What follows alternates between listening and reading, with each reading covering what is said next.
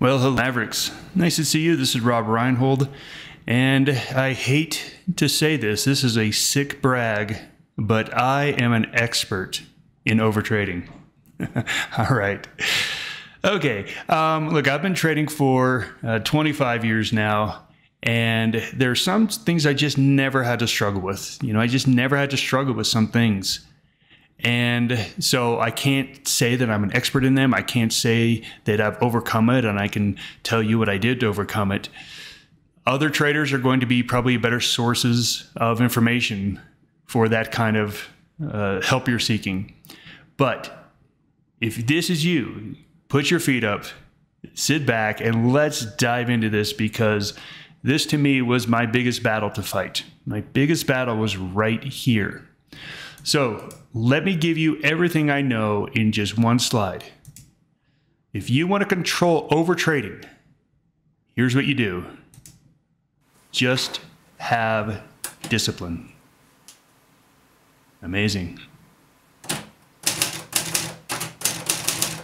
All right. Thanks for coming. That's it. That's the session. Okay. Hopefully you can get my tongue-in-cheek in there. That's what we all think. That's what we all go to, the default of, okay, why don't you just not do it? Why don't you just figure it out? Well, the problem is, until you understand how your brain works, you have virtually no chance of changing your behavior. If you've listened to any of these sessions that I've done on behavior change, go listen to the one I do on behavior change. And we talk about how there are programs in your mind, and these programs are simply running based on your brain analysis and DNA. And what you learned as a kid and your DNA, you're just a robot. And until we understand why you do what you do, there's virtually no chance to really enact any long-term behavior change. So when we talk about overtrading, we have to understand why. Because some people do not have a problem with this. There's many traders that say, hey, this is not an issue for me. Maybe my issue is undertrading.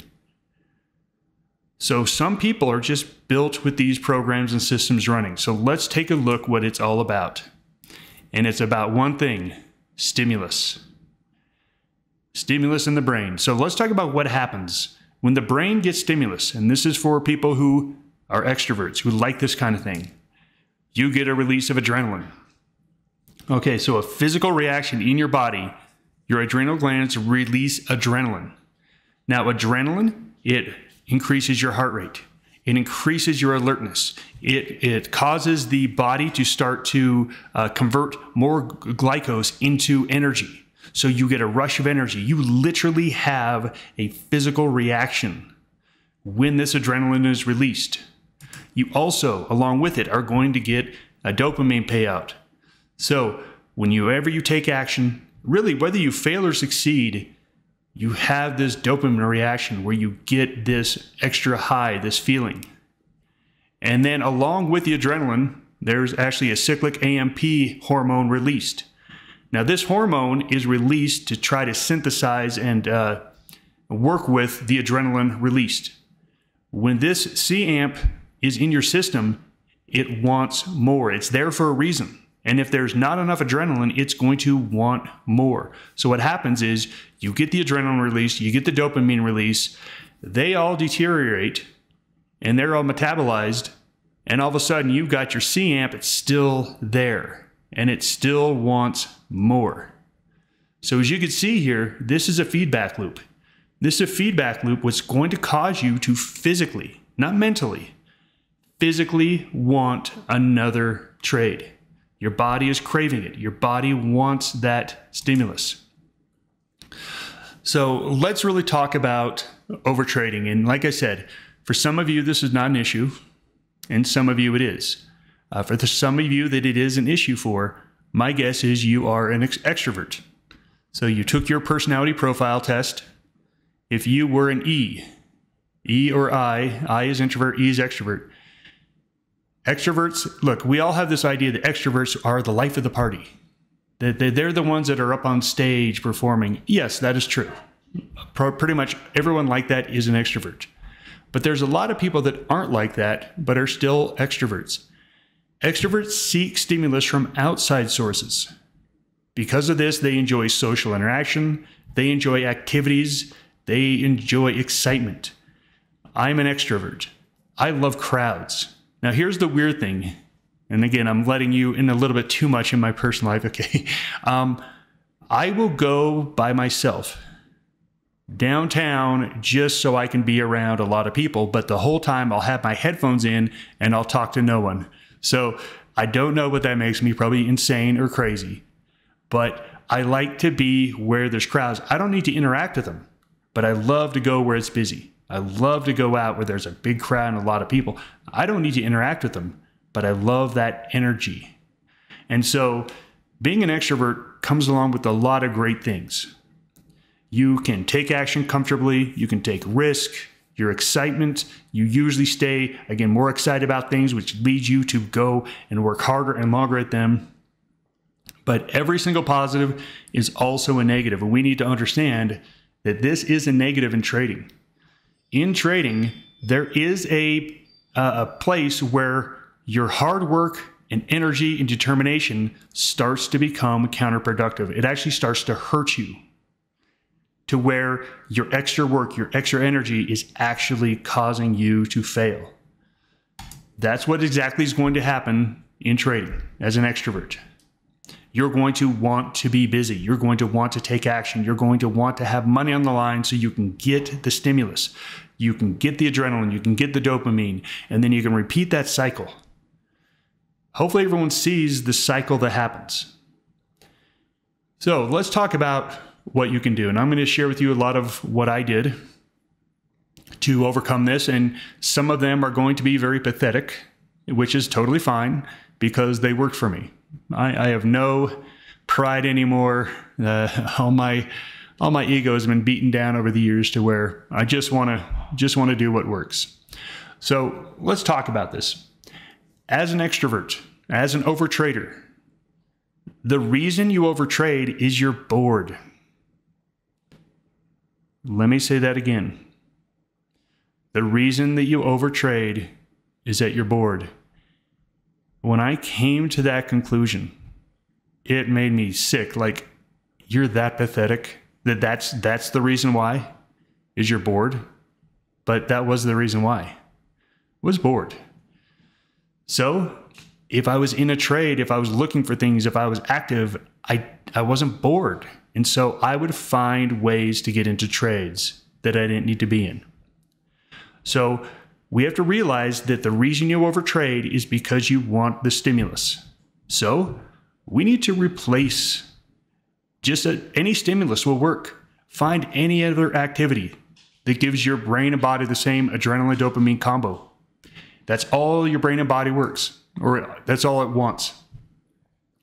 All right, restrict stimulus. Now, this is usually the route people go. And this is usually where they fail. They say, oh, okay, well, you know what? I'm just going to not do it. I'm not going to talk about rules. Now, if you go to AA, one of the first things they teach you in AA is to avoid your triggers. Avoid your triggers. So they talk about if there was a favorite bar that you used to go to on the way home from work, go a different way home to work. Then that way you don't even need to see the bar. You don't even need to make the decision of whether or not you're going to go to it. If you simply go a different way. Trading is going to work the same way. Create barriers to restrict your access to get stimulus from the market. Remember, you're getting stimulus, and that stimulus is going to cause you to want to take action, get the adrenaline payoff, and be in there. So if you restrict that stimulus, if the market didn't exist, if you could actually turn your brain off to where the market didn't exist for a certain amount of time during the day, to where it never, ever thought about it, all of a sudden, do you see that you don't have to even fight a battle of overtrading if it doesn't exist? So we have to remove stimulus from your environment. And after that, we're just going to create a positive feedback loop. So once you do it correctly once, we're going to have rewards. We're going to have little things, little measures that we shoot for, little goals. And what happens is you start to gather a positive feedback loop. And what happens is the urge and the desire for the trade will wane. I promise you this. And this was the one thing that I was really surprised about was I figured that I would always just have the urge to trade all the time. I don't anymore. There's sometimes I look at the market and I just say, ugh. And I know that's a very technical term, ugh, but it's literally how I feel inside. I'm like, ugh, there is no reason for me to be trading here. That's like, this is the worst price action. This is not my kind of market. This is just no good. And I'm actually repulsed by the idea of placing a trade. So again, what happens is once you change that behavior, the feedback loop starts to give you different inputs. So let's talk about replacing stimulus. Now, when I was starting out as a trader, I started out at the Overtrading office. It was a 30-minute drive down to the office in 1997. And I started as a day trader in equities. And there were many times the market opened at 7:30 where I live. And by the time it was 8, I had already made my $1,000, $2,000 I wanted for the day. I'd already made that. But I woke up early. I drove all the way downtown. And I thought to myself, well, I'm not going to go all the way back home and then I have literally nothing to do for the rest of the day. I had stuff to do, but I loved trading. I wanted to spend more time trading. So what did I do? I stayed there. And the fact that I stayed there, I was there in front of the stimulus and I literally could not control myself. And I would get mad at myself. Rob, what are you doing? You know better. So I realized, once I finally realized, oh, I can't control this, I started to look elsewhere. So what I did is I went and hired a personal trainer at the gym every day. And you know what? It was expensive. Look, I love the gym. I've always liked going to the gym. It's always been something I enjoyed. I don't need a trainer, but I hired a trainer because I knew that if I had a trainer, I would actually show up at the gym at the times where I got in trouble in my trading. And I spent money that trust me, I did not want to spend that money. But I knew that my $60 an hour appointment, and look, I know that personal trainers are more than that. This was back in the late 90s. I knew my $60 appointment, I would probably lose more than the $60 if I stayed behind a system. So I hired a personal trainer. Again, this is where it just, as an extrovert, you have to understand you need stimulus. You need stimulus. You need to be busy. You need to be active. You need to be getting that release of chemicals in your body. Exercise is a great way. Sports was a great way. So at the gym I went to, I noticed that there were some pretty good basketball games around noon. Now, I'm going to let you in on a secret here. I am not a good basketball player. I'm a hustler. I can hustle. I'm a hustler. I'm fast. I'm in good shape. But as far as a basketball player goes, I was born to, I was a much better like rugby and football player than ever was a basketball player. But I decided, hey, you know what? Let me play in those pickup games. And when I played in the pickup games, I wasn't very happy with my basketball skills. So I stayed after to get better. And I came earlier to get better. And over time, I became better and better at basketball. And during my whole lunch hour, I would simply play basketball. By the time I was done, I was exhausted. I was tired. Again, my energy, remember, I'm an extrovert. I have all this energy inside, just bounding, bursting to get out.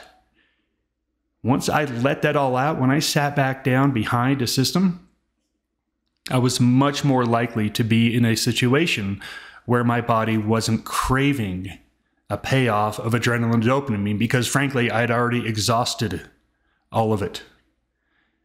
I'm just thinking about dogs now. And this is, again, I know I'm making my point. I'll make it one more time. We've had several dogs, and when they're like puppies, they're terrible. They're like toddlers. And if you've had a dog, you know what I'm talking about. And for a while there, they're just naughty. However, a tired dog is a good dog. And we knew that if we exercised our dog, pretty hard for 45 minutes or an hour, we didn't get any bad behavior. If we missed a day of exercise, when we would come home, we would pay for it. We would absolutely pay for it. If you have a dog, you know exactly what I'm talking about. Same thing. It's same thing with us. If we're idle, if we don't have anything to do, it gives us some trouble. Some other things to think about. Video games. I really liked video games as a kid, and I put them away when I had kids. But I did notice that when I was looking for stimulus and I played a video game, it calmed that down. I was busy. I was into something. I got that adrenaline. I got all these things. These are, again, if video games aren't your thing, that's totally fine. But if they are, you finally have a good reason to play video games. So trust me, no one's going to be impressed with your good reason. But again, this is an outlet. Getting outside, hiking, anything to where it gives you stimulus. Horror, action movies. You know, if you are finding yourself in trouble at certain times of the day, that's the time when you sit down and you binge a Netflix series. That's, again, fast-paced, high action, gives you that stimulus. So think about ways to replace that stimulus, because your body and your brain is craving that stimulus. You have to get a way to get that stimulus out. Let's talk next about restricting stimulus. Okay, so we talked about replacing, but that's not going to solve the whole problem. We're not going to solve the whole problem by exercising, because you have to trade. You have to sit down and you have to make decisions. You have to be there.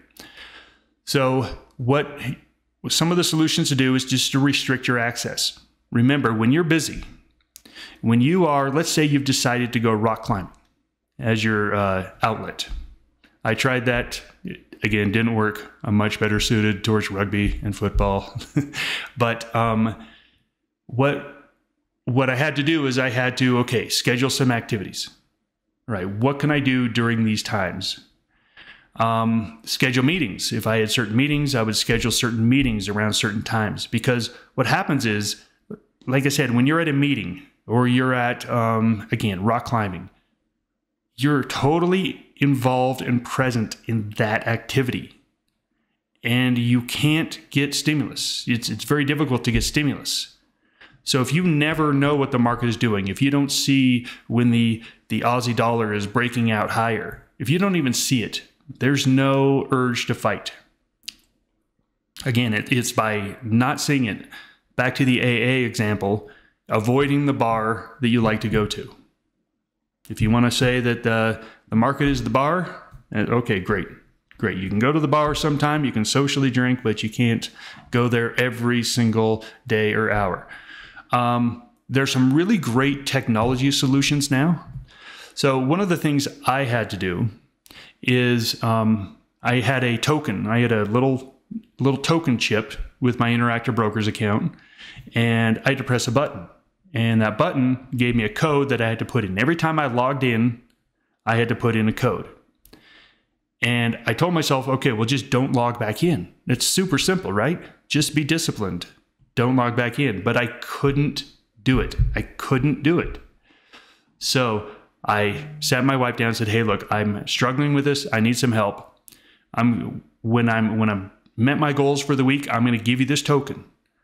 And don't give it back to me until next Monday. Well, Sunday night. Whatever I say, don't give it back to me. So the first time I gave it to her and I couldn't log in, and I talked her into giving it back to me. I'm really persuasive. And she gave it back to me and ended up losing the gains I had that week. And I sat her down there and I said, look, this is what just happened. I'm going to be very convincing. I'm going to say all the right stuff. Whatever you do, don't give this token back to me. And from that time on, she was good. She never gave it back to me. And it was really annoying how good she was at it. But what happened was, because I knew I wasn't going to get my token back, I knew I couldn't log in. So I started to say, well, I got to figure out something else to do for the rest of the week. What that did is all of a sudden, now I'm refocusing my thoughts, refocusing my stimulus. And after that, the next time that she wouldn't give the token back, it was not as big of a deal.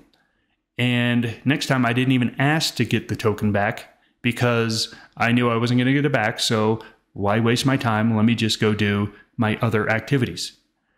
What happened is over time is I didn't need to give her my token anymore. I had caused a positive feedback loop to happen. And so I no longer needed to fight that battle. So I know that sounds pathetic, and it is pathetic, but guess what? It really worked. Changing your password. I tell this to traders all the time. If you're having an issue with this, call us. If you say, hey, Rob, I've made my goal for the month. I don't want to trade anymore. Will you change my password? Absolutely. We'll absolutely change your password. Ask someone else to change your password. Hey, change my password, please. And then give me the password next Sunday night when I need it. Use some help. Use some help. There's also, and I know this is going to be pathetic, but again, it's not pathetic if it works. There are lots of tools that you can install to restrict internet time for kids. There are tools you can use to restrict websites for children. You could use those on you. You could put in, okay, hey, Rob only gets to go to cnbc.com on Monday through Friday. Rob can't see cnbc.com on Saturday or Sunday. Rob only gets 2 hours of internet time per day. Look, I know that sounds pathetic, but look, if it works, it's still pathetic, but it works. Be creative. Think about what can you do. One of the things that I like to do is I like to completely sign out of all of my devices. Just sign out of all devices. So to get back on, you actually have to log back in. I know it's not a hard process, but there's something in the brain that tells you when you actually log off, sign off, and even shut a computer down. And again, that's another one, is shutting a computer down. It was much more difficult for me to come in and quote unquote check on things and look at things. One of the things I've done before is remove apps. So literally just delete an app from my phone and then I'll reload it back up later. I know that sounds pathetic. It is pathetic, but it works. If you just delete, so let's say that you've got your trading app on your phone and you say, hey, you know what, I want to be done for the week or for the month. If you delete that app, it's no longer there. It's no longer a click away. Do you know you have to go now into the app store, you have to download it, and then you have to sign back in. I know it's a small thing. We're talking about delaying yourself 1 minute. But it does something. It does something in your brain to say, oh, I no longer have that app, and it reminds you about it. So between the two, replacing stimulus and then restricting stimulus when you don't want it. Now, obviously, when you're actively trading, you need to have it, but after that, restrict it. Restrict it by, not being able to log in, not having certain apps on your phone once you're done for the week. All of these things can really help you get a positive feedback loop going. So let's go over, these are the things that work. Let's go over the things that don't work. Don't waste your time on these. Discipline. Number 1 and number 3 kind of go together. And discipline and more rules. Look, if you could follow rule number 1, you wouldn't need rule number 2. So this is where I want to just save you the pain, save you the self-loathing and all the things that go along with it. And just realize, oh, this is who I am. This is what I do. And I do it because I crave stimulus. I crave action. Meditation. Now, look, I am not going to badmouth meditation here. I know lots and lots of people who swear by meditation, but I cannot meditate to save my life. I cannot meditate. And frankly, people tell me, I tell people, I don't get it. I don't get it. Like, why do you meditate? And they're like, oh, well, I meditate so when I go and do what I want to do for the day, I'm super focused. And I'm like, oh, that's not a problem for me. I am super focused in what I'm doing. I don't need to spend 30 minutes to get focused. I am focused. I had a conversation with a trader that was really, really cool. And I really wanted to share this with you because I thought it was so cool. And she told me, she's like, oh, yeah, meditation is never going to work for you. She's like, you get meditation through exercise or through sports. And I sat there and I thought about it. Now, look, I've tried meditation. I've tried it quite a lot. I follow a guy named Sam Harris. If you know who Sam Harris is, I already know you love him. If you don't know who he is, look him up. Awesome, awesome person. But I was just never able to get into it. But when I go to the gym, I don't check my phone. My mind doesn't wander. I am 100% focused on my breathing, on my exercise, on my lifts. That's meditation.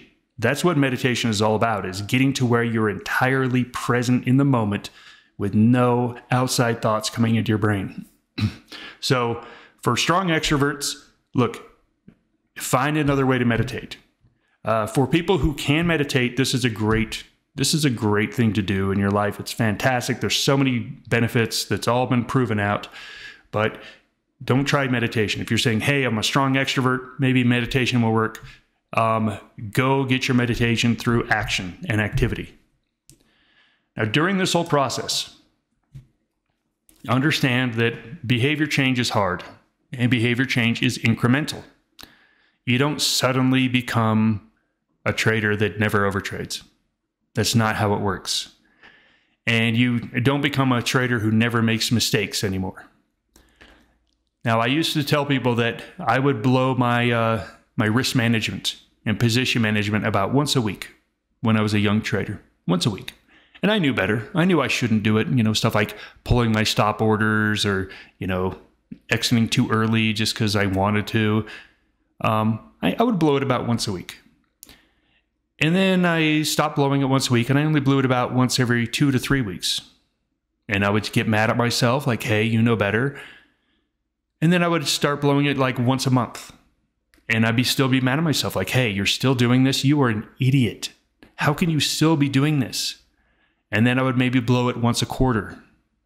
And then once a year. And then I would still just be so mad at myself, like, how are you still doing this? You haven't done it for a year, and now you did it again? And then you finally get to a point where you can say stuff like, oh, I haven't blown it since 2008. That was the last time I've blown it. So it's really cool. And I want to just say, be kind to yourself. Embrace the process. Understand that this isn't something that happens overnight. This is something that you just work on. And you work on and you work on and you work on. And just like in Alcoholics Anonymous, they say, hey, once you're an alcoholic, you're always an alcoholic. And I hate to say it, once you're an overtrader, you're always an overtrader. You're always going to be the way you are. So embrace it.